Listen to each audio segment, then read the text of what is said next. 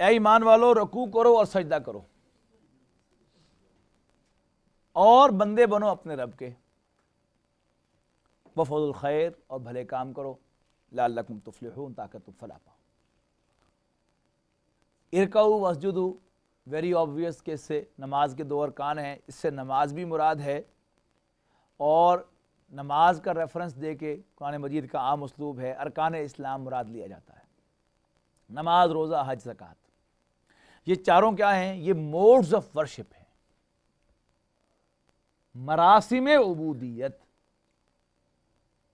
اللہ کو یاد کرنا، اللہ کے سامنے سجدہ ریز ہونا، اللہ کے سامنے جھکنا، موڈز آف ورشپ۔ اب ان سے اوپر فرمایا وَاعْبُدُوا رَبَّكُمْ، اور اپنے رب کے بندے بن جاؤ، یعنی موڈز آف ورشپ سے اوپر ہے اللہ کی بندگی، کہ انسان صرف اللہ تعالیٰ کو نماز روزے سے نہ ٹرخائے بلکہ اپنی پوری زندگی میں اس کا بندہ بنے۔ تو کیا تقاضے ہیں بندگی کے؟ موٹے موٹے تقاضے اگر آپ سننا چاہیں، سمجھنا چاہیں تو وہ کیا ہے کہ اللہ مالک ہے، ہم اس کے بندے ہیں، جو وہ دے وہ ہم لے لیں، اس سے زیادہ کلیم نہ کریں، اس لیے کہ بندے کا اپنے مالک پر کوئی کلیم نہیں ہوتا۔ مجھے آپ کو میں نے واقعہ سنایا اس اللہ والے کا جو اللہ کے دین کی خدمت میں لگا ہوا تھا، اللہ نے آزمایا، 3 دن تک کھانا نہیں ملا تو مانگنے کے لیے چلا گیا، تو کتے سے اللہ تعالیٰ نے ان کو متنبع کروایا کہ بندگی کسے کہتے ہیں۔ تو جو اللہ دے وہ انسان لے لے، اور جو وہ نہ دے وہ کلیم نہ کرے، اس پر بھروسہ کرے صرف، اور جو حکم وہ دے اسے مان لے۔ یہ خلاصہ ہے بندگی کا۔ آگے چلیے، یا ایھا الذین آمنوا، اے ایمان والو، یہ تو ہو گیا پہلا حصہ ایمان، دوسرا حصہ مراسم عبودیت کو بجا لانا، اور تیسرا کام اللہ کا بندہ بننا اپنی پوری زندگی میں، خاص طور پر 2 پہلوؤں کو، ریسیونگ اینڈ پر اللہ تعالیٰ پر بھروسہ کرنا، اور ڈسمینیٹنگ اینڈ پر اللہ تعالیٰ کے حکموں کو ماننا۔ اللہ کے ساتھ تعلق مکمل ہو گیا، اب انسانوں کے ساتھ تعلق۔ اگلی جو چیزیں ہیں وہ انسانوں سے متعلق ہیں، وفعلوا الخیر، اور خیر کرو، یعنی انسانیت کے ساتھ بھلائی کرو۔ یہ کیا ہے؟ یہ فیلو ہیومن بینگز کا حق ہے۔ پہلے کیا تھے؟ اللہ کے حقوق، اب فیلو ہیومن بینگز کے ساتھ بھلائی کرو۔ کیوں؟ لعلکم تفلحون، تاکہ تم فلاح پاؤ۔ ایک تو بات یہاں پر یہ نوٹ کر لیجئے کہ اللہ تعالیٰ کے ہاں کامیاب ہونے کے لیے صرف کلمہ اور نماز روزہ کافی نہیں، بلکہ کلمے پر نماز روزہ، نماز روزے پر بندگی، اور پھر بندگی پر انسانی فوز و فلاح کے لیے، انسانی ہمدردی کے لیے بھی کچھ کرنا، دوسرے انسانوں کا بھی حق دینا، تب جا کے انسان کوالیفائی کرتا ہے کہ وہ اس لائن میں جا کے کھڑا ہو جائے کہ اللہ تعالیٰ تو مجھے کامیاب کر دے۔ ورنہ تو اس امتحان میں بیٹھنے کی پری کوالیفیکیشن بھی پوری نہیں ہوتی۔ اچھا، اب انسانی فوز و فلاح کے بہت سارے کام ہیں۔ بھوکے کو کھانا کھلانا، یہ بھی انسان کی خدمت۔ ننگے کو کپڑا پہنانا، یہ بھی انسان کی خدمت۔ غریب کی مدد کرنا، یہ بھی انسان کی خدمت۔ اور مظلوم کی داد رسی کرنا، یہ بھی انسان کی خدمت۔ ظالم کا ہاتھ روکنا، یہ بھی انسان کی خدمت۔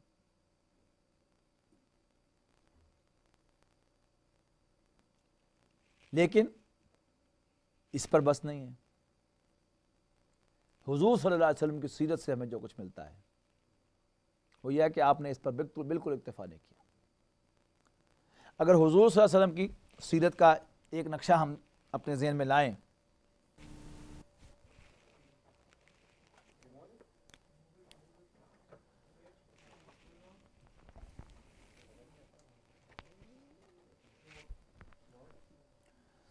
حضور صلی اللہ علیہ وسلم پیدا ہوئے اس حال میں کہ آپ یتیم تھے،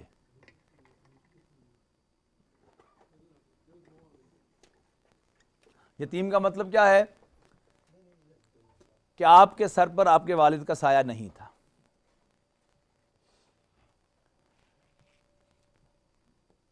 اللہ تعالیٰ نے آپ کی پروٹیکشن کا بندوبست کیا. والدہ 6 سال کی عمر میں ان کا بھی انتقال ہو گیا. پھر دادا 8 سال کی عمر میں ان کا بھی انتقال ہو گیا. پھر آپ گئے اپنے ایک تایا زبیر کی کسٹڈی میں. یہ صاحب ثروت انسان تھے, ان کا بھی انتقال ہو گیا. اور پھر آپ آئے دوسرے تایا ابو طالب کی کسٹڈی میں. یہ غریب آدمی تھے. دوسری طرف نبی اکرم صلی اللہ علیہ وسلم پہلے ہی دن سے, ابھی نماز روزہ تو نہیں تھا. ایک بات تو یہ آن ریکارڈ ہے کہ اللہ تعالیٰ نے غیر اللہ کی پرستش کبھی نہیں کی, کسی بت کو سجدہ نہیں کیا. جی میں نے کیا کہا؟ او سوری, اب رات کے 2:30 بجے یہی کچھ ہوگا. حضور صلی اللہ علیہ وسلم نے کبھی کسی بت کو سجدہ نہیں کیا. یہ ایک تو ہے وہ اللہ کے ساتھ تعلق کا معاملہ. دوسرے اگر آپ اس کو ٹریس کریں کہ حضور صلی اللہ علیہ وسلم نے اب انسانوں کے لیے کیا کیا, کچھ یاد ہے؟ ماشاء اللہ 2 الفاظ ملتے ہیں, یتیموں کی سرپرستی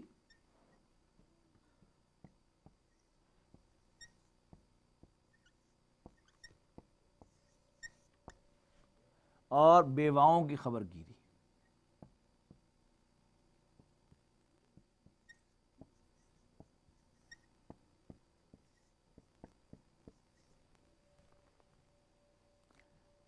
ایسا کیوں ہے؟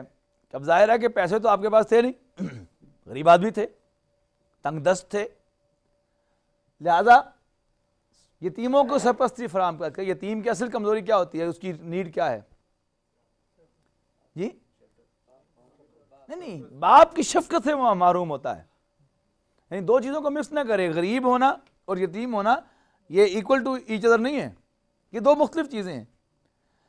باپ کی سرپرستی یعنی اگر کوئی شخص جو ہے روز جا کر صبح و شام اپنے کام پر جاتے ہوئے بھی جو پڑوس میں یتیم بچہ ہے اس کو گلے لگا کے اس کا منہ چوم کے جائے, اور واپس آ کر بھی اس کے سر پہ ہاتھ پھیرے اور اس کا منہ چومے, تو یتیم کا وہ جو نیڈ ہے اس کی پوری ہو جاتی ہے. جیسے باپ آ کے صبح بھی اس کو پیار کرتا ہے, شام کو بھی پیار کرتا ہے, اگر کوئی شخص اس کو صبح و شام پیار کر لے تو وہ جو اس کی ضرورت ہے وہ پوری ہو گئی, اور اس کے کوئی پیسے نہیں لگتے اس میں. اسی طرح بیواؤں کی خبر گیری, کہ اب ظاہر بات ہے کہ وہاں جو بیوائیں تھیں, نیو یارک تو نہیں تھا کہ بیوہ جو ہے سارے کام خود کر لیتی ہو جا کے, بلکہ وہاں تو ظاہر ہے کہ کسی میل پرسن کی ضرورت ہوتی ہوگی, بہت سے کام کرنے والے باہر کے. اب وہ جا کے اپنی سروسز پیش کر دے کہ میرے لیے کوئی خدمت ہو تو بتائیے, اور وہ اس کے جو باہر کے کام ہے وہ کر دے, اس میں بھی کوئی پیسہ نہیں خرچ ہوتا. تیسرا جو ثبوت ہے حضور صلی اللہ علیہ وسلم کا کہ آپ ایک غریب آدمی تھے, وہ کیا ہے کہ آپ تجارت جو کرتے تھے, یعنی وہ بہت صحیح ایکسپریشن نہیں ہے کہ جو کہا گیا کہ حضور تاجر تھے. خود تو تاجر نہیں ہوتے تھے, بلکہ he used to work for other businessmen. جی سیلز مین کی حیثیت سے کام کرتے تھے. کسی اور کا مال ہوتا تھا جو آپ کے لے کے جاتے تھے, اسے بیچتے تھے, اور پھر ظاہر جو بھی ٹرمز اینڈ کنڈیشن ہوتی تھی اس کے مطابق آپ کو اس میں سے یا ویج ملتا ہوگا, شیئر ملتا ہوگا. اس کے بعد یعنی اسی میں نبی اکرم صلی اللہ علیہ وسلم نے اپنے آپ کو ہینڈی کیپڈ محسوس کیا. یعنی وہ جو تجارت کے اندر آپ آئے, بزنس کے اندر آپ آئے, اپنا مال تو نہیں تھا, لوگوں کے مال پہ آپ بزنس کیا کرتے تھے. اسی میں حضرت خدیجہ کے ساتھ رابطہ ہوا, انہوں نے اپنا مال دے کے بھیجا, وہ سارا واقعہ آپ کو معلوم ہے, حضرت خدیجہ سے شادی ہو گئی. اب ایک مرتبہ حضور صلی اللہ علیہ وسلم غمگین گھر میں تشریف لائے, اور حضرت خدیجہ نے پوچھا کیا معاملہ ہے, آپ پریشان کیوں ہیں؟ آپ نے فرمایا کہ میں آج ذرا باہر گھوم رہا تھا شہر سے, تو میں نے ایک قافلہ دیکھا جو بڑے قسم پرسی کے عالم میں تھے لوگ, بچے بھوک سے بلک رہے تھے, ان کے پاس پہننے کے لیے تن پر کپڑا نہیں تھا, بڑا قسم پرسی کا عالم تھا. میں سوچ رہا تھا کہ کاش کہ میرے پاس کچھ دولت ہوتی تو میں ان کی کوئی مدد کرتا. حضرت خدیجہ کو فوراً بات جو ہے وہ کلک کی, کہ میں نے تو کبھی اپنے مال کو اپنے شوہر سے بچا کر نہیں رکھا ہوا، لیکن چونکہ میرے شوہر بڑے نیک آدمی ہیں، بہت دیانتدار آدمی ہیں، تو یہ میرے مال کو اپنا مال ہی نہیں سمجھتے۔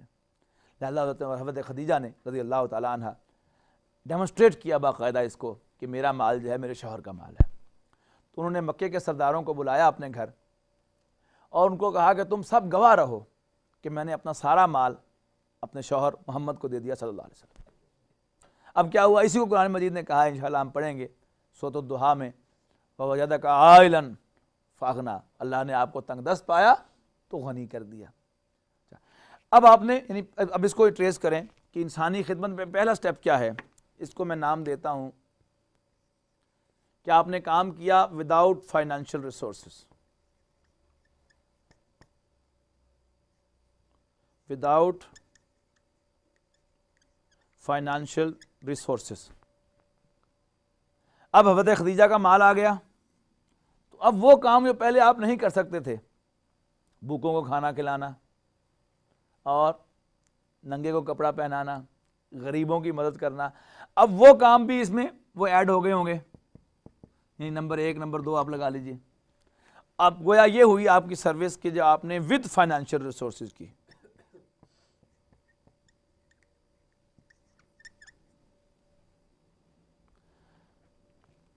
لیکن معلوم یہ ہوتا ہے کہ آپ نے بہت جلد محسوس کیا کہ یہ کام بھی بنا نہیں، یہ تو ایک آدمی کا کام ہے ہی نہیں، it needs a team work. اب جو ٹیم ورک آپ نے لیا ہے اس کے لیے آپ نے کیا کیا، حلف الفضول نامی جو آرگنائزیشن تھی وہ آپ نے جوائن کی۔ یہ صحیح طرح سے میں فیصلہ نہیں کر سکا کہ آیا حضور صلی اللہ علیہ وسلم اس کے کنوینر تھے یا وہ آرگنائزیشن پہلے سے موجود تھی، اس پہ آپ شامل ہوئے۔ جو ایکسپلینیشن سورت نگاروں نے اس کی دی ہے حلف الفضول نام کی، اس نام تھا اس آرگنائزیشن کا حلف الفضول۔ عام طور پر یہ کہا جاتا ہے کہ یہ فضول جو ہے یہ جمع ہے فضل کی، کہ چونکہ اس میں فضل نامی بہت سے لوگ تھے، فضل بن عباس، فضل بن عبداللہ اور فضل بن فلان، فضل بن فلاں، لہذا اسے حلف الفضول کہتے تھے۔ آئی ڈس ایگری ود اٹ، کہ اگر وہ فضلوں کی تحریک تھی، تنظیم تھی، تو حضور صلی اللہ علیہ وسلم جس کا نام تو فضل نہیں تھا، وہ اس میں کیا کرنے گئے تھے؟ تو میرا یہ خیال ہے کہ اصل میں جیسے کہ ایک ٹرینڈ ہوتا ہے نا کہ قرآن مجید نے انصار کہا ہے ان کو جو حضرت عیسیٰ کے پیروکار تھے، اللہ کے مددگار۔ اب مدد کرنا اللہ کا، اس مشن میں شامل ہونا، یہ کیا ہے؟ یہ ایک ایکٹ ہے۔ لیکن جب قوموں میں پرورشن آتی ہے تو پھر بجائے ایکٹس کے وہ اپنے آپ کو اشخاص کی طرف منسوب کرتے ہیں، کرسچن، اور یہاں تک کہ انصار کو بھی وہ جو مدد کرنے والے پہ تو وہ نکال کر عیسائیوں نے وہ جیزس آف ندارت بنا لیا۔ وہ گاؤں کے جہاں حضرت عیسیٰ پیدا ہوئے تو اس کا نام انہوں نے ندارت شو کیا، اور جیزس آف نظرت، اور اس سے نصارہ ہو گئے تاکہ پرسن کی طرف نسبت ہو جائے۔ اسی طرح ہمارا نام قرآن نے اسلام رکھا، ابھی ہم پڑھیں گے، لیکن محمدن جو ہے وہ ہمیں کہا جاتا ہے تاکہ وہ اسلام کے نام سے اعزاز ہے، فرمان برداری کا کام وہ ختم ہو جائے اور ایک پرسن کے ساتھ نسبت باقی رہ جائے۔ غالباً اسی طرح کی بات ہے کہ یہ فضل جو ہے یہ فضل سے نکلا ہے فضول۔ یہ والنٹیئر آرگنائزیشن کے معنوں میں ہے کہ ایک ہوتی ہے جاب جو آپ کرتے ہیں اپنی معاش کے لیے، ایک ہے ایڈیشنل جو آپ والنٹیئر کام کرتے ہیں۔ تو this was a volunteer organization جس کا نام حلف الفضول تھا، اور اس آرگنائزیشن کا جو مینیفیسٹو تھا اس کو اگر آپ دیکھیں، اس کے اہم نکات کیا تھے کہ کوئی مدد کو پکارے گا تو ہم اس کی مدد کو پہنچیں گے، ظالموں کا ہاتھ روکیں گے، اس قسم کے اس میں نکات تھے۔ اور جتنی بھی ویلفیئر آرگنائزیشنز ہوتی ہیں ان کا ایک کامن فیچر یہ ہوتا ہے کہ ویلفیئر آرگنائزیشنز کے اندر عام طور پر جو ہے اپنی ناکامی کو کامیابی سمجھنا شروع کر دیتے ہیں لوگ۔ یعنی آپ کسی ویلفیئر آرگنائزیشن میں جائیں گے تو آپ کو وہاں کو چارٹ وغیرہ اور گراف وغیرہ جو ہے وہ ڈسپلے ان کا ملے گا کہ جس میں یہ دکھایا جائے گا کہ فرض کیجئے کہ ہماری آرگنائزیشن جی سن 1990 میں ہماری آرگنائزیشن بنی تھی، اور 1990 میں ہماری آرگنائزیشن میں جو ہنگری تھے ان میں 1000 ایک سال کے اندر 1000 بھوکوں کو کھانا کھلایا تھا، اور اگلے سال ہماری آرگنائزیشن نے 3000 بھوکوں کو کھانا کھلایا، تو گراف جو یوں شوٹ کر کے اوپر جائے گا۔ اس سے اگلے سال جو ہے وہ 5000 بھوکے جو ہے ان کو کھانا ہم نے پرووائڈ کیا۔ غور کیجئے کہ یہ کامیابی کی بات ہے ناکامی کی بات ہے کہ پہلے آپ کی کمیونٹی میں 3000 بھوکے تھے اور پھر 1000 سے 3000 ہوئے، پھر 5000 ہو گئے، تو یو لاسٹ. ٹھیک ہے نا. اسی طرح یہ غلط فہمی، ہم ظالم کا ہاتھ روکیں گے. خیال یہ آتا ہے کہ شاید اگر کچھ بھوکوں کو کھانا کھلا دیا جائے گا تو بھوک ختم ہو جائے گی، اور کچھ ننگوں کو کپڑے پہنا دیے جائیں گے تو ننگ ختم ہو جائے گا، کچھ غریبوں کی مدد کر دی جائے گی تو غربت ختم ہو جائے گی. بالفعل ایسا ہوا نہیں کرتا. اور سیم وے ایک خیال یہ آتا ہے کہ جی ظلم کو ختم کرنے کے لیے 2-4 ظالموں کا چھٹی کرا دی جائے، ان کو، ہاں جی، ان کی گردن اڑا دی جائے. لیکن 2-4 ظالموں کو مارنے سے ظلم ختم نہیں ہوتا، 1000-2000 بھوکوں کو کھانا کھلانے سے بھوک ختم نہیں ہوتی، اور 50 بے لباسوں کو لباس فراہم کرنے سے ننگ ختم نہیں ہوتا، اور 1000 جو پور ہیں، غریب ہیں، ان کی مدد کرنے سے غربت ختم نہیں ہوتی. لیکن عام طور پر یہ آرگنائزیشن جو ہیں وہ یہ چیز محسوس نہیں کرتی اور اپنی ناکامی پہ خوش ہوتے رہتے ہیں. اب حضور صلی اللہ علیہ وسلم جیسا ذہین انسان وہ تو ایسے چکر میں آنے والا نہیں تھا. شامل ہوئے اس آرگنائزیشن میں، لیکن بہت جلد انہیں محسوس ہونے لگا کہ نہیں، انسان کی خدمت کوئی نہیں ہوئی. ہم نے بھوکوں کو کھانا کھلایا، بھوک ختم نہیں کر سکے. ہم نے غریبوں کی مدد کی، غربت ختم نہیں کر سکے. ظالموں کو روکا لیکن ظلم ختم نہیں کر سکے. تو کیا کیا جائے؟ یہی ہے میرے نزدیک وہ شے کہ جو نبی اکرم صلی اللہ علیہ وسلم کو حضرت خدیجہ رضی اللہ تعالیٰ عنہ جیسا گھر چھوڑ کر، جیسی بیوی کا گھر چھوڑ کر اس نے مجبور کیا کہ آپ جائیں غار حرا میں، غور و فکر کریں، ڈھونڈیں کہ how to help mankind, how to serve mankind. یہ ہے وہ بات کہ یا ایھا الذین آمنوا ارکعوا واسجدوا واعبدوا ربکم وافعلوا الخیر، اور بھلے کام کرو، انسان کی خدمت کرو. اب وہ جو انسان کی خدمت ہے وہ کوئی ایسی شے تو نہیں ہے کہ بس چند بھوکوں کو کھانا کھلا دیں تو انسان کی خدمت ہو گئی. نہیں، ایک چھوٹے آئی کیو کے آدمی کے لیے تو شاید وہ خدمت ہو، لیکن جس کا آئی کیو بہت اونچا ہے، محمد رسول اللہ صلی اللہ علیہ وسلم جیسا، اس کے لیے وہ خدمت نہیں ہے. لہذا بات یہیں پر بس نہیں ہے. پہلی آیت میں تو صرف عنوان قائم کر دیا کہ وفعل خیر، بھلے کام کرو، لیکن معلوم ہوا کہ بھلے صرف بھوکوں کو کھانا کھلانے سے، خواہ وہ وداؤٹ فائنینشیل ریسورسز انسان کی خدمت کی جائے تو بھی انسان کی بالفعل خدمت نہیں ہو سکتی. انسان ہینڈیکیپ محسوس کرتا ہے، پھر فائنینشیل ریسورسز بھی آ جائیں پھر ہینڈیکیپ محسوس کرتا ہے، پھر سمجھتا ہے شاید آرگنائزیشن نہیں تب نہیں کام ہو رہا، آرگنائزیشن میں بھی آ جاتا ہے پھر بھی کام نہیں ہوتا. کیوں؟ اس لیے کہ جب نظام باطل ہوتا ہے تو وہ کہتا ہے کہ جی میرے اندر جو کرنا ہے کر لو لیکن مجھے نہ چھیڑو. اس پر ایک دفعہ مجھے بوائز لا یاد آیا تھا، جو ایف ایس سی میں پڑھا تھا، بوائز لا آف گیسز. اس میں الفاظ میں جو پہلا حصہ تھا اس لا کا وہ کیا تھا کہ temperature remaining constant. Temperature remaining constant, the volume of the gas is conversely proportional to its pressure. تو اس میں وہ جملہ جو ہے اس کے بغیر ڈیفینیشن مکمل نہیں ہوتی تھی کہ ٹیمپریچر ریمیننگ کانسٹنٹ. اسی طرح باطل نظام کہتا ہے سسٹم ریمیننگ دا سیم. اس کے اندر بھوکوں کو کھانا کھلانا ہے، بھوکوں کو کھانا کھلا لو، ہم بھی تمہیں ایڈ دیں گے، لیکن سسٹم کو نہ چھیڑو. لیکن حضور صلی اللہ علیہ وسلم پریشان ہوئے کہ کیا ہم کس کو بیوقوف بنا رہے ہیں؟ کیا خدمت کی ہم نے انسانوں کی؟ کچھ بھی نہیں. بھوک ویسی کی ویسی ہے، غربت ویسی کی ویسی ہے، انسانوں کے انسان غلام ہیں اور وہ انسانوں پر ظلم ڈھاتے ہیں. کیا کر رہے ہیں؟ کچھ بھی نہیں کر رہے. تو یہ وہ شے تھی کہ جب حضور صلی اللہ علیہ وسلم کی عمر مبارک 40 سال کے قریب ہوئی تو آپ کا گھر میں رہنا محال ہو گیا. اور گھر بھی کون سا؟ میں کہا کرتا ہوں کہ کوئی شخص جس کی گھر میں کوئی پوچھنے والا نہ ہو، نہ بیوی بات سنتی ہو، نہ بچے بات سنتے ہو، وہ جا کے مسجد میں جا کے اللہ اللہ کرے یا کسی غار میں جا کے بیٹھے تو بڑی آسانی سے سمجھ میں آتی ہے بات. جہاں حضرت خدیجہ رضی اللہ تعالیٰ عنہ جیسی بیوی ہو، جس سے اپنا سب کچھ قربان کر دیا ہو حضور صلی اللہ علیہ وسلم پر، اور اتنا چاہنے والی ہو حضور صلی اللہ علیہ وسلم کو، پھر آپ جا کے 2 مہینے وہاں جا کے گزاریں جب تک واقعی اپسٹ نہ ہو کوئی شخص کسی بات سے، بہت زیادہ پریشان نہ ہو، ویسے نہیں چھوڑ کے جاتا. تو حضور صلی اللہ علیہ وسلم واقعی پریشان ہوئے کہ میں انسان کی خدمت نہیں کر پایا. تو اللہ تعالیٰ نے وہ ہدایت دی کہ یہ انسان کی خدمت ایسے نہیں ہوگی.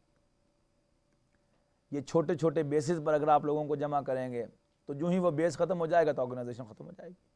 آپ خیال آتا نا ایک انسان کو، اچھا یہ تمام جتنے بھی ہیو ناٹس ہیں غرباء و مساکین ہیں، ان کی ایک آرگنائزیشن بنا لی جائے، ان کو اکٹھا کر کے اور ظالموں کا پیٹ چاک کر دیا جائے۔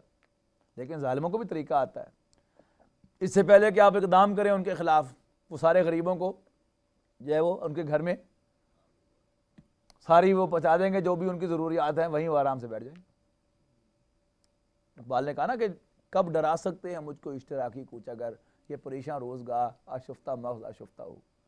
بھوکے ننگے آدمی کا کیا ہوتا ہے؟ اس کا اصل پرابلم بھوک ہے، بھوک اس کی میں ختم کر دوں، میں تو پتہ نہیں ختم کروں گا کہ نہیں کروں گا، ابھی تو میں آرگنائزیشن ہی بنا رہا ہوں، اور کوئی آ کے اس کو آگے بھوک ختم نہیں کر جائے تو اس کا ہو جائے۔ تو کیا کرو، کسی ساؤنڈ بیسس پر کوئی آرگنائزیشن بناؤ، اور وہ ساؤنڈ بیسس کیا ہیں؟ اللہ کو اپنا رب مانو اور اس دنیا کی زندگی کو عارضی سمجھو۔ ان دو بیسس پر نبی اکرم صلی اللہ علیہ وسلم نے آرگنائزیشن کی، اور اسی کی وہ جدوجہد ہے جس کا یہاں حکم دیا جا رہا ہے اگلی آیت کے اندر کہ انسان کی خدمت کرنا چاہتے ہو تو جاہدوا وجاہدوا فی اللہ حق جہادہ، اور اللہ کے راستے میں جہاد کرو جیسا کہ اس کے جہاد کا حق ہے۔ یعنی اوپر دیکھیے گا آیت نمبر 74 میں کیا تھا؟ ما قدر اللہ حق قدری، انہوں نے اللہ کو نہ پہچانا جیسا کہ اللہ کو پہچاننے کا حق تھا۔ اب یہاں کیا ہے؟ وجاہدوا فی اللہ، اللہ کے اندر یعنی اللہ کے راستے میں جہاد کرو جیسا کہ اس کے جہاد کا حق ہے۔ هو اجتباکم، اس نے تمہیں چن لیا ہے، اس نے تمہیں پسند کر لیا ہے، اس نے تمہیں چوز کر لیا ہے۔ وما جعل علیکم فی الدین من حرج، اور اس نے تمہارے لیے دین میں کوئی تنگی نہیں رکھی۔ اب یہ جو لفظ ہے هو اجتباکم، اس نے تمہیں چن لیا ہے، یہ کیا ہے؟ یہ وہی لفظ ہے جس سے اسم مفعول ہے مجتبی۔ ایک لفظ ہے اصطفیٰ، وہ اوپر آیا ہے آیت نمبر 75 میں دیکھیے، اللہ یصطفی من الملائکۃ رسلا ومن الناس، اللہ تعالیٰ پسند فرما دیتا ہے فرشتوں میں سے اور انسانوں میں سے پیغامبر۔ تو حضور صلی اللہ علیہ وسلم کے دونوں الفاظ آتے ہیں نا، محمد مصطفیٰ اور احمد مجتبی صلی اللہ علیہ وسلم، لیکن اب مصطفیٰ اوپر استعمال ہو گیا اور مجتبی کسے کہہ دیا؟ امت مسلمہ کو۔ هو اجتباکم، اللہ نے تمہیں چن لیا ہے، تو مجتبی کون ہوئے؟ ہم۔ تو نوٹ کیجیے یہ مجتبیت ہے کیا، اجتباعیت ہے کیا جس سے مجتبی بنا ہے؟ اس کا مطلب ہے کہ اللہ نے تمہیں ایک کام پر مامور کر دیا ہے، تمہیں سلیکٹ کر کے ایک ڈیوٹی تمہیں اسائن کرتی ہے، اب you are meant for this. جیسے ملک کا دفاع ہر شہری کی ذمہ داری ہے، ملک کا دفاع ہر شہری کی ذمہ داری ہے، لیکن یہ کام اتنا اہم ہے کہ کچھ لوگوں کو دنیا کے کاروبار سے، دنیا کے اور دھندوں سے فارغ کر کے انہیں بڑی بڑی تنخواہ دے کے بٹھا دیا جاتا ہے بیرکوں کے اندر، تو ویلیاں بیٹھ کے کھاؤ، کھاتے ہیں کہ نہیں؟ جب وار نہیں ہے تو فوجی کیا کرتا ہے؟ فارغ بیٹھ کے کھاتا ہے مزے سے، ہے ٹانگیں چوڑی کر کے، اور ہر ملک کا جو بجٹ کا میجر شیئر ہے وہ کہاں جاتا ہے؟ ڈیفنس میں۔ لیکن کوئی اس کو کہتا ہے غلط ہو رہا ہے؟ نہیں، because the job is very important. ملک کا دفاع، ملک ہی نہیں رہے گا تو باقی کیا رہ جائے گا؟ تو جو امپورٹنٹ کام ہوتے ہیں ان کے لیے کچھ لوگوں کو فارغ کیا جاتا ہے، اور اب وہ ذمہ داری قبول کرتے ہیں اعزازی طور پر یا ادروائز، کہ وہ اپنے لیے نہیں جیتے، اب جو تنخواہ حکومت انہیں دے دے اس پر گزارا کرتے ہیں، جبکہ اس کے مقابلے میں اگر وہ اپنے بزنس میں آئیں، اپنے کاروبار بنائیں تو وہ بلینئرز بن سکتے ہیں۔ لیکن زیادہ سے زیادہ فوج کا جرنیل جو کتنی بھی تنخواہ لے لے گا، ملازم ہی رہے گا نا لے دے کر، تو ملازم میں اور بزنس مین میں آپس میں کوئی فائنینشلی تو کوئی پیرٹی نہیں ہوتی کبھی بھی، لیکن بہرحال وہ اسی پر اکتفا کریں گے، اس پر زندہ رہیں گے، لیکن the job is very important۔ اسی طرح امر بالمعروف نہی عن المنکر، بھلائی کی ترویج، بھلائی کا حکم دینا اور برائی سے روکنا، یہ ہر شریف آدمی کا کام ہے۔ اسی طرح اللہ تعالیٰ کی طرف بلانا، ہر شخص جو بھی اللہ کو مانتا ہے اللہ کی طرف بلائے گا، لیکن اللہ تعالیٰ نے اس کام کو اتنی امپورٹنس دی کہ اس کے لیے کچھ بندوں کو خاص کر لیا کہ تم اور کوئی کام نہیں کرو گے، بس تمہارا کام ہی یہ ہے کہ تم میرے لیے جیو گے۔ اب وہ سلسلہ جو تھا نبوت رسالت کا، وہ حضور صلی اللہ علیہ وسلم پر آ کر اینڈ ہو گیا، ختم ہو گیا۔ اب کیا ہوا؟ وہ ذمہ داری شفٹ ہو گئی امت مسلمہ کو۔ پہلے پرسنز مصطفیٰ بھی ہوتے تھے، مجتبی بھی ہوتے تھے، اور اب پرسن تو گئے، اب کیا ہے، امت مسلمہ مقام اجتباعیت پر، مقام مجتبی پر فائز ہو گئی. اب یہ امت جو ہے this is meant for the service of mankind. اور وہ سروس کیا ہے کہ ہم تو جیتے ہیں کہ دنیا میں تیرا نام رہے. میری زندگی کا مقصد تیرے دین کی سرفرازی. میں اسی لیے جو بھی کہنا ہے آپ کہہ لیں، مجاہد کہنا ہے، مسلمان کہنا ہے، میں اسی لیے مجاہد، یا میں اسی لیے مسلمان، میں اسی لیے نمازی.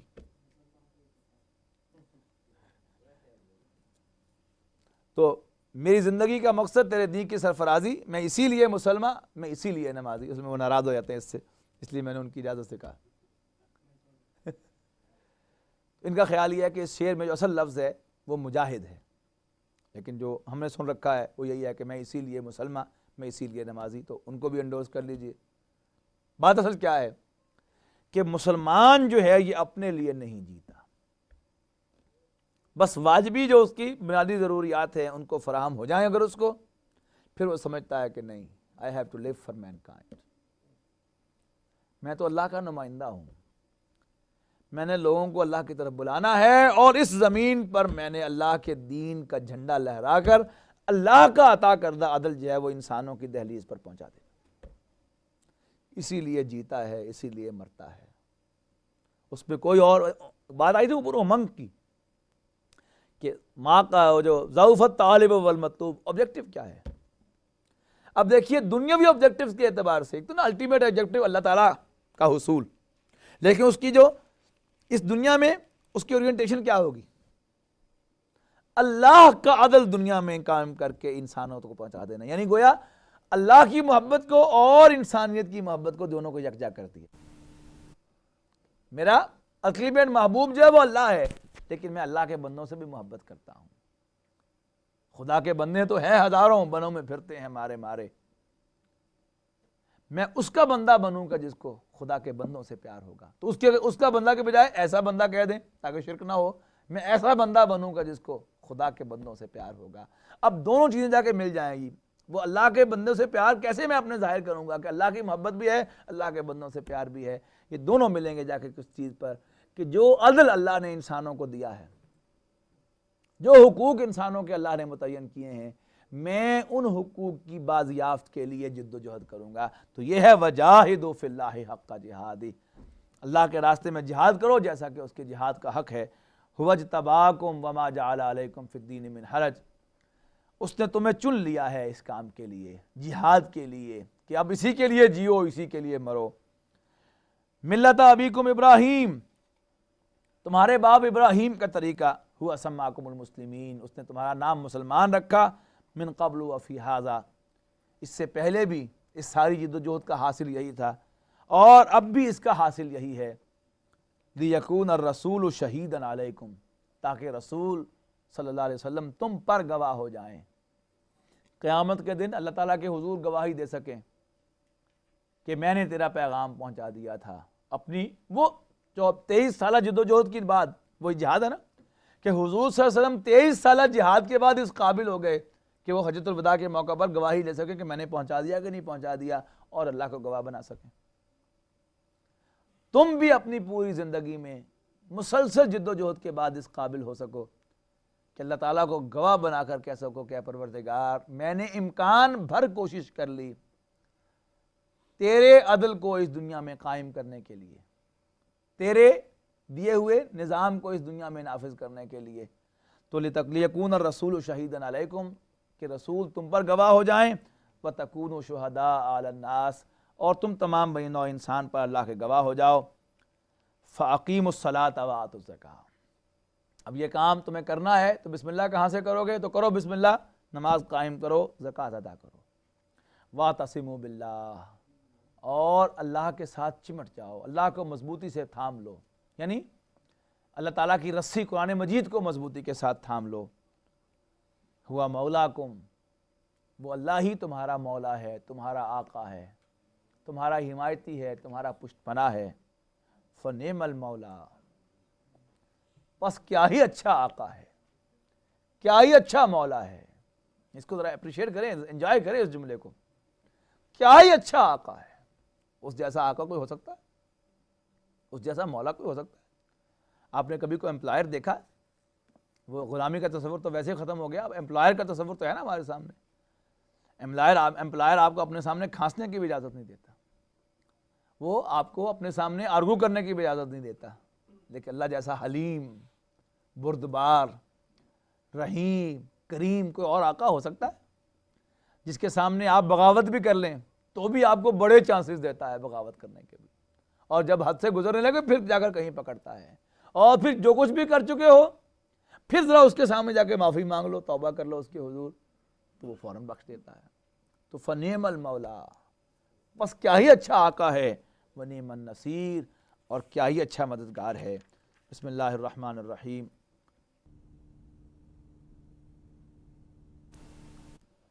قد افلح المؤمنون الذين هم في صلاتهم خاشعون والذين هم عن اللغو معرضون والذين هم للزكاة فاعلون والذين هم لفروجهم حافظون إلا على أزواجهم أو ما ملكت أيمانهم فإنهم غير ملومين فمن ابتغى وراء ذلك فأولئك هم العادون والذين هم لأماناتهم وعهدهم راعون والذين هم على صلواتهم يحافظون أولئك هم الوارثون الذين يرثون الفردوس هم فيها خالدون.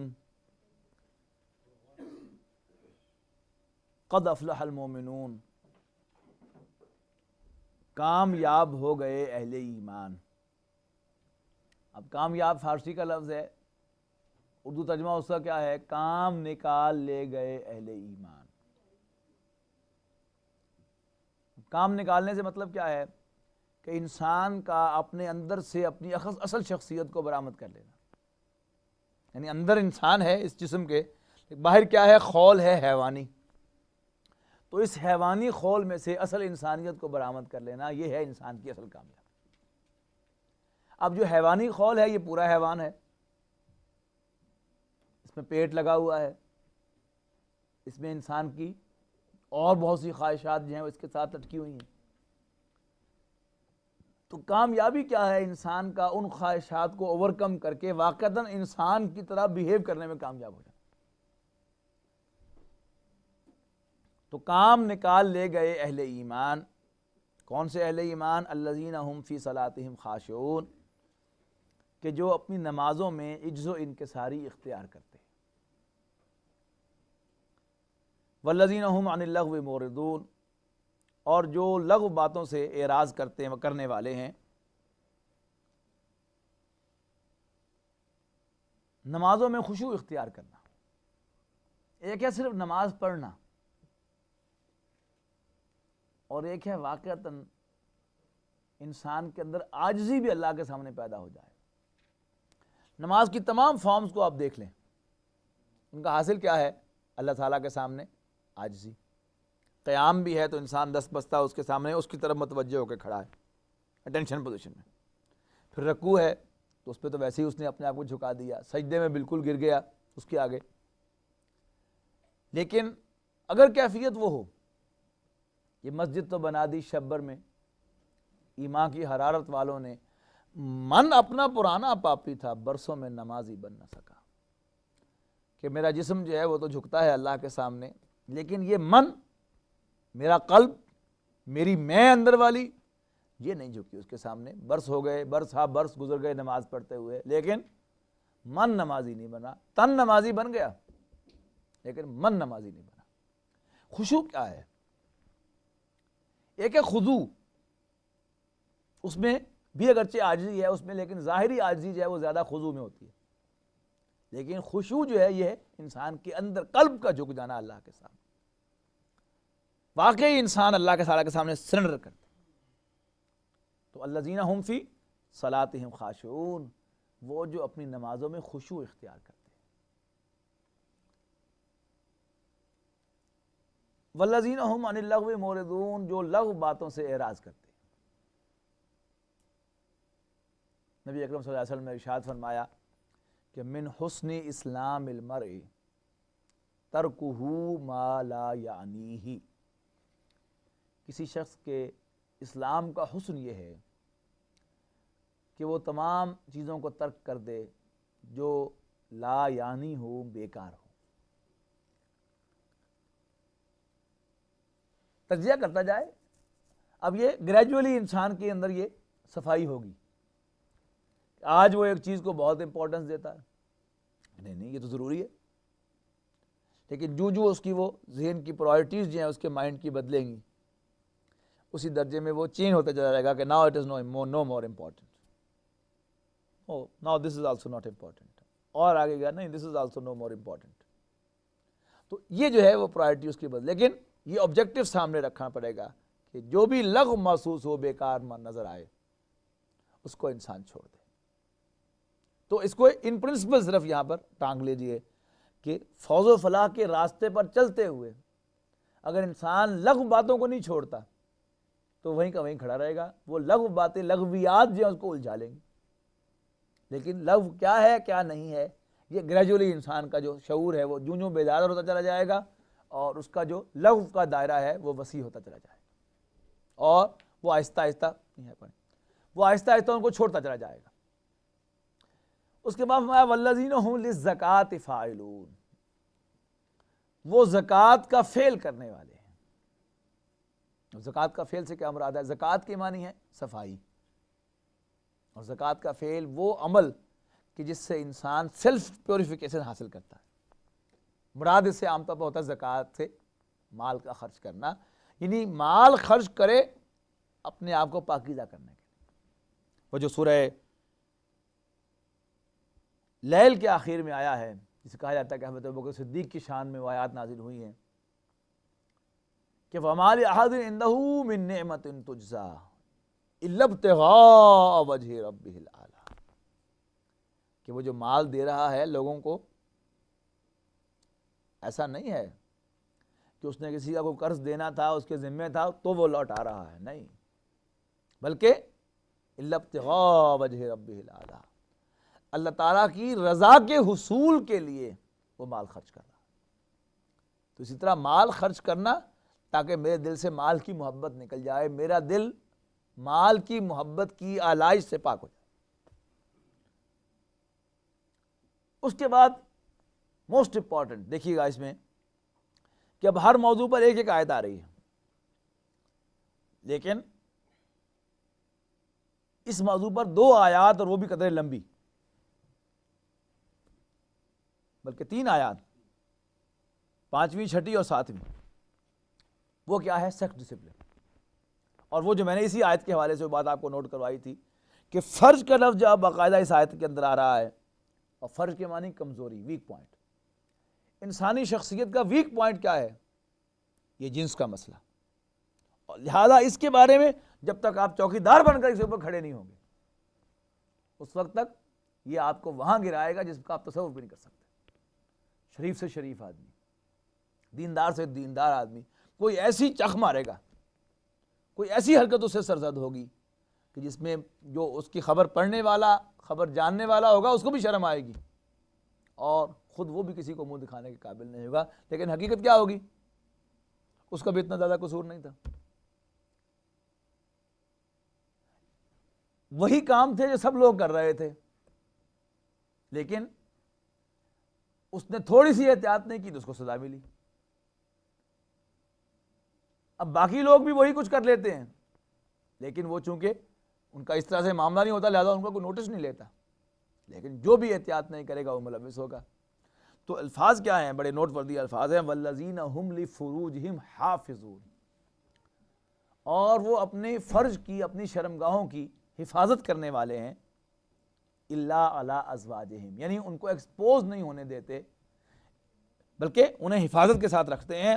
الا علی ازواجہم، سوائے اپنی بیویوں پر، او ما ملکت ایمانہم، یا جن کے مالک ہوئے ان کے دانے ہاتھ، یعنی ان کی لونیاں اور ان کے کنیزیں.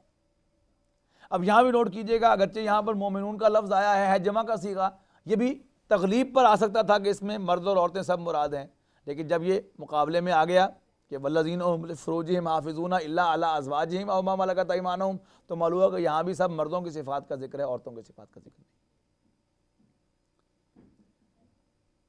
تو وہ ان کی حفاظت کرتے ہیں سوائے اپنی بیویوں اور ملک یمین کے۔ اس کے بارے میں وضاحت کر چکا ہوں، وہ سوال جو کیا تھا سورہ نساء کے اندر، اس میں پوری وضاحت میں نے کر دی تھی۔ یہاں صرف یہ نوٹ کر لیجئے کہ یہ جو فرمایا کہ فَإِنَّهُمْ غَيْرُ مَلُومِينَ، بس وہ حرکت ایسا کرنے پر ان پر ہرگز کوئی ملامت نہیں ہے۔ یہ اصل میں ہے میرا اور آپ کا سد باب کیا گیا ہے کہ آج کے اس دور میں ہر شخص جو ہے وہ اگرچہ مان لے کہ قرآن مجید میں ذکر آیا ہے، لیکن دل ہی دل میں ملامت بڑی کرتا ہے کہ یار ہے ویسے اسلام نے کی جاتی ہے۔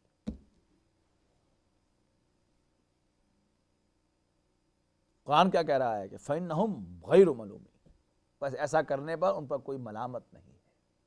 اور اگر ہم واقعی اللہ کے ماننے والے ہیں تو پھر ہمیں بھی ان پر کوئی ملامت دل میں نہیں لانی چاہیے۔ اللہ خوب جانتا ہے کہ اس کا کیا حق ہے، کیا صحیح ہے، کیا غلط ہے، کیا ڈیو ہے، کیا انڈیو ہے، کیا لیجیٹیمیٹ ہے، کیا انلیجیٹیمیٹ ہے، کیا ڈیسنٹ ہے، کیا انڈیسنٹ ہے۔ یہ اللہ سے بڑھ کر کوئی نہیں جانتا۔ اللہ تعالیٰ فرما رہا ہے کہ فَإِنَّهُمْ غَيْرُ مَلُومِينَ، بس ایسا کرنے پر ان پہ کوئی ملامت نہیں۔ اور پھر بات کہاں تک جاتی ہے؟ چونکہ یہ ایک جائز راستہ تھا، لہذا نبی اکرم صلی اللہ علیہ وسلم نے خود یہ راستہ اختیار کیا ہے۔ آپ کی 10 ازواج ہیں تو ایک ملک یمین بھی ہے۔ حضرت ماریہ قبطیہ رضی اللہ تعالیٰ عنہ کی حیثیت کیا تھی؟ ملک یمین کی تھی۔ ان کے بطن سے باقاعدہ حضور صلی اللہ علیہ وسلم کو اللہ تعالیٰ نے ایک بیٹا بھی عطا کیا، ابراہیم نامی، جس کا جلدی انتقال ہو گیا۔ لیکن بہرحال وہ ایک جینوئن راستہ تھا جسے خود حضور صلی اللہ علیہ وسلم نے اختیار کیا۔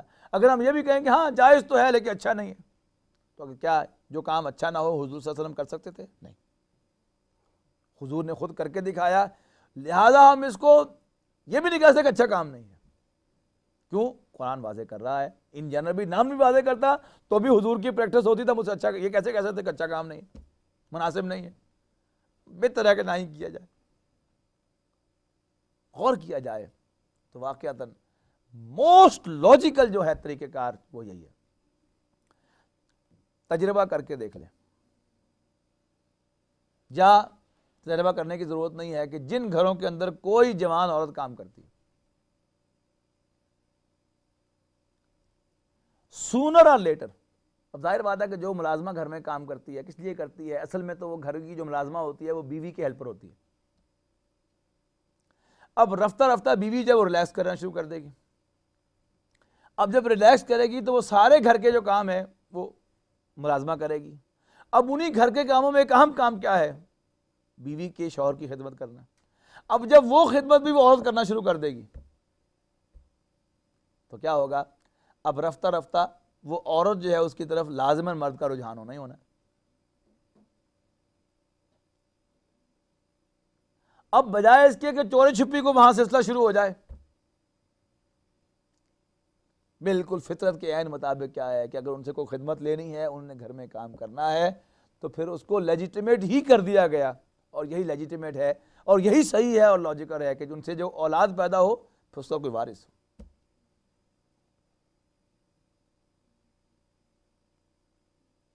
تو اس میں کیا ہے؟ اب وہ ایک لونڈی گھر میں آئے اور وہ بیوی کی ہیلپر بنے، اور بجائے اس سے کہ وہاں کو چوری چھپی سلسلہ جو شروع ہو جائے، اس کو اسلام کبھی پسند نہیں کرتا۔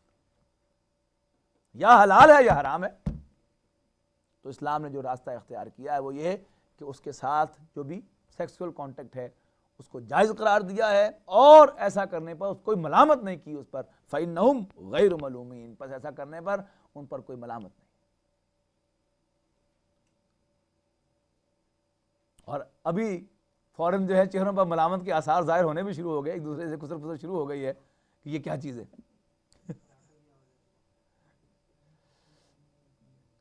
ڈاکٹر صاحب پریشان ہو رہے ہیں۔ فَمَنِ ابْتَغَىٰ وَرَاءَ ذَٰلِكَ فَأُولَٰئِكَ هُمُ الْعَادُونَ۔ ہاں، ملامت کس پر ہے یہ نوٹ کیجیے گا، یعنی بلکہ اس کی ایک قدم پیچھے بھی جائیے۔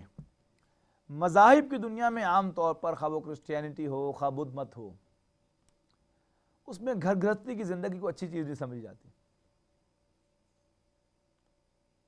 یہ سیکس جو ہے اس کو گندا کام ہی سمجھا جاتا ہے، جبکہ اسلام کی روح سے یقیناً اس کے یعنی ایک انجوائمنٹ ہے، اس کی ایک فیس اللہ تعالیٰ نے مقرر کی ہے کہ اگر یہ انجوائمنٹ کرو تو اس کے بعد غسل کرو. فیس ہی ہے نا، سردیوں کے دنوں میں اب ایسی جگہ پر جہاں پر وہ گرم پانی بھی اویلیبل نہ ہو، فیس ہی ہے نا، تو اب اللہ تعالیٰ کو فیس ادا کرو، اس کی غسل کرو اس سے پہلے. یہ کیا ہے؟ لیکن اس کو ایبسولوٹ سینس میں گندا کام نہیں کہا.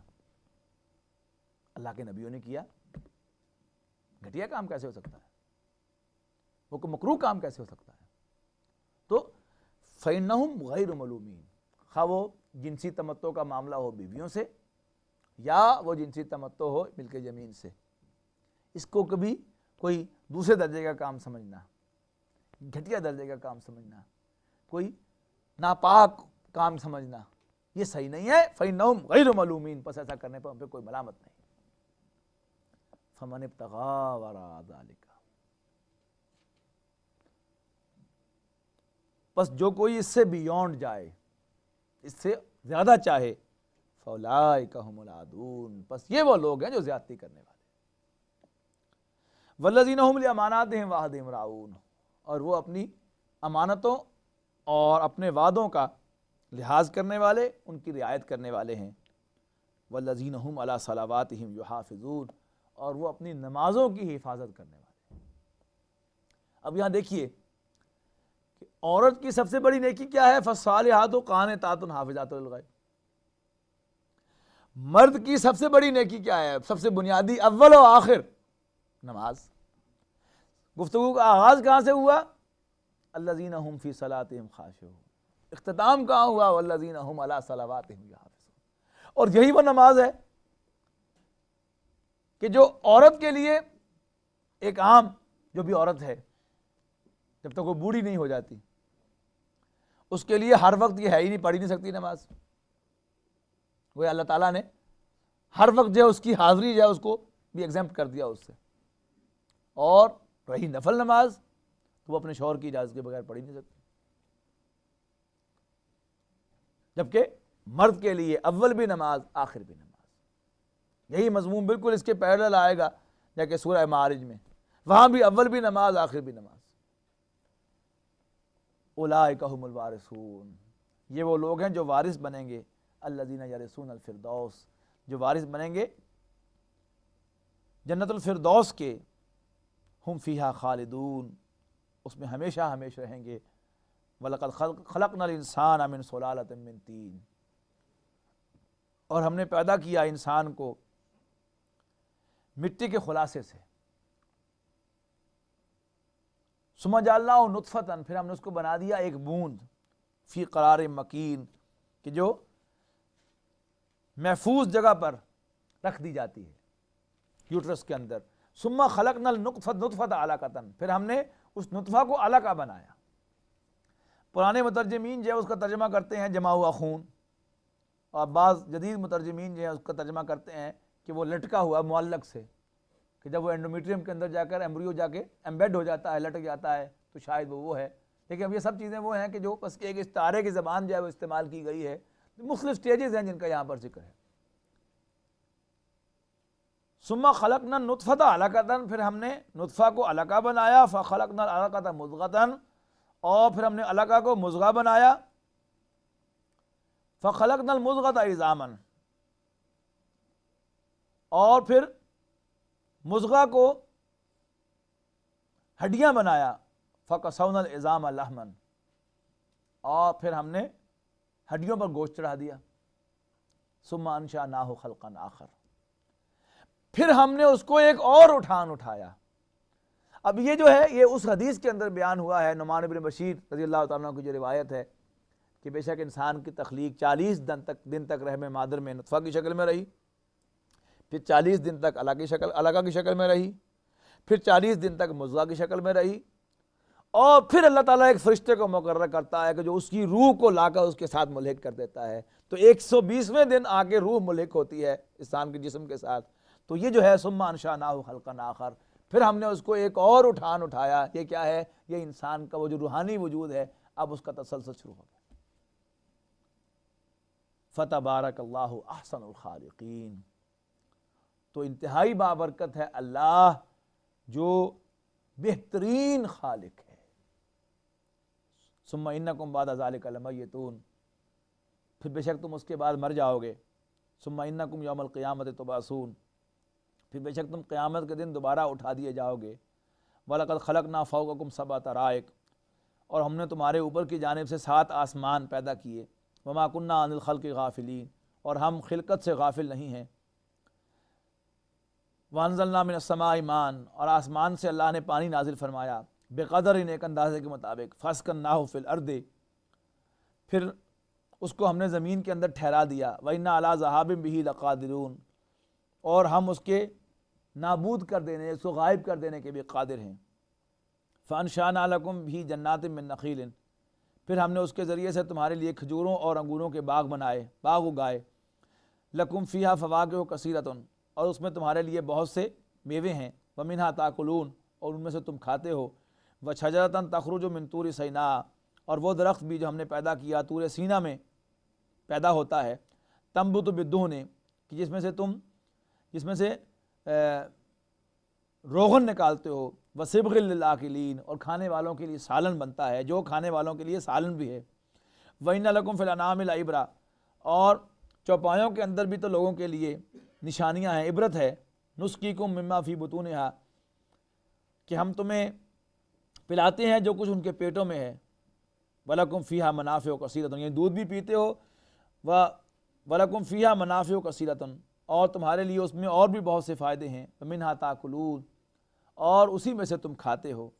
وَعَلَيْهَا وَعَلَى الْفُلْكِ تُحْمَلُونَ، اور تم چوپایوں پر اور کشتیوں پر سوار ہوتے ہو۔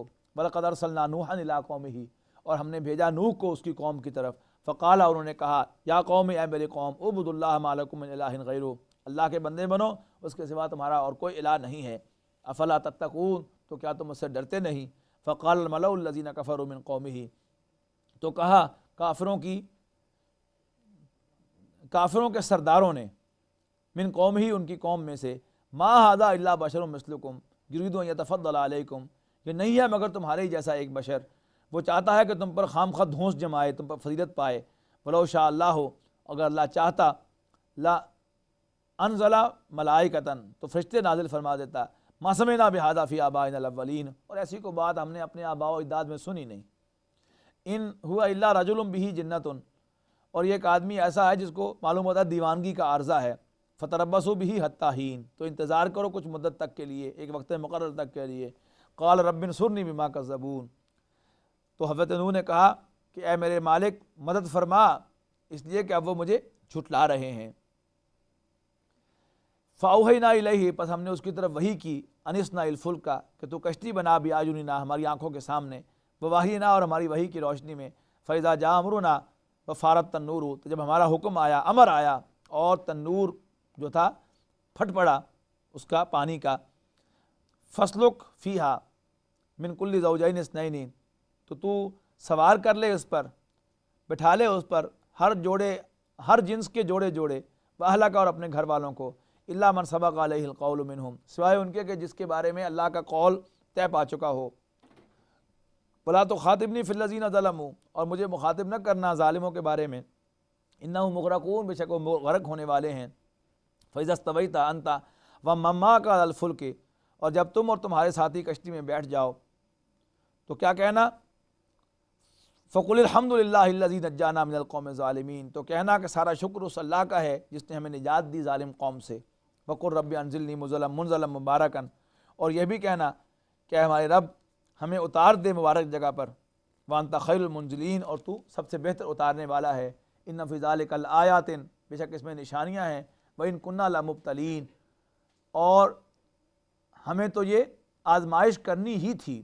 ثم انشانا من بعدہم قرنا آخرین، پھر ہم نے ان کے بعد اور جماعت پیدا کر دی۔ فارسلنا فیہم رسولا، ان میں بھی ہم نے ایک رسول کو بھیجا، منہم، انہی میں سے، ان اعبدوا اللہ، کہ اللہ کی عبادت کرو، ما لکم من الہ غیرہ، اس کے سوا تمہارا اور کوئی الہ نہیں ہے۔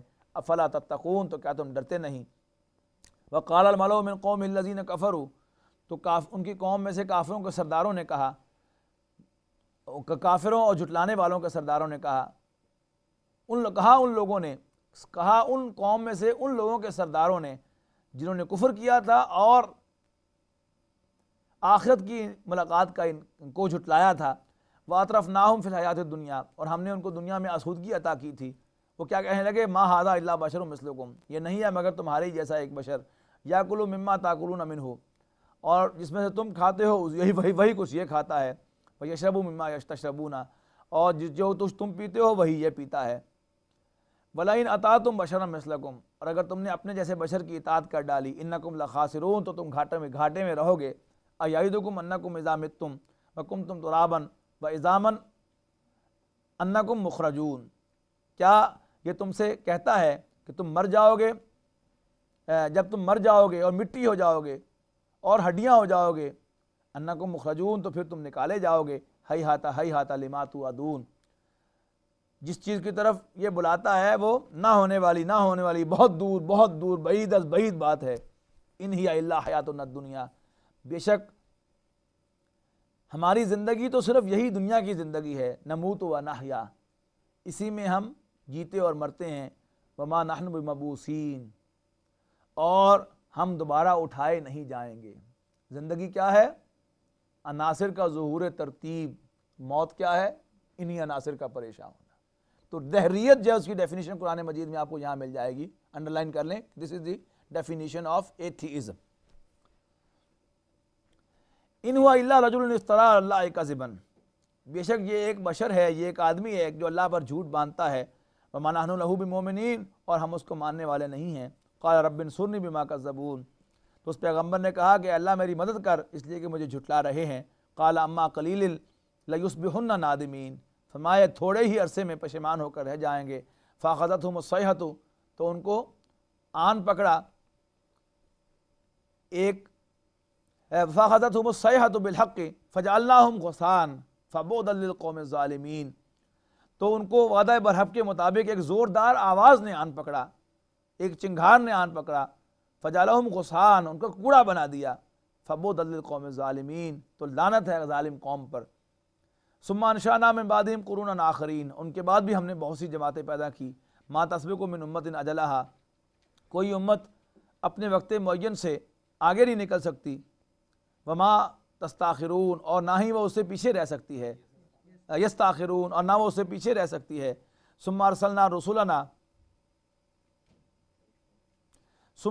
رسولنا تترا، پھر ہم نے پے بہ پے پیغمبر بھیجے. کلما جاء امت الرسولها کذبوہ، ہر مرتبہ جب کسی امت کے پاس ان کا رسول آیا، کذبوہ، تو اس کے لوگوں نے اس کو جھٹلا دیا. فاتبعنا بعضهم بعضا، تو ہم نے ان میں سے بعض کو بعض کے پیچھے رکھا، ہم ان میں سے بعض کو بعض کے پیچھے لائے. وجعلناہم احادیث، اور ہم نے ان کو داستانیں بنا دیا.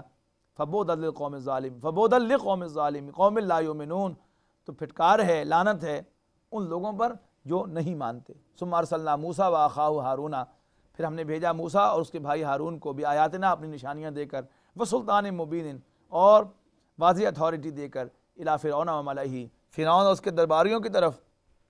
فاستکبروا وکانوا قوما عالین، پس انہوں نے تکبر کیا اور وہ سرکش لوگ تھے.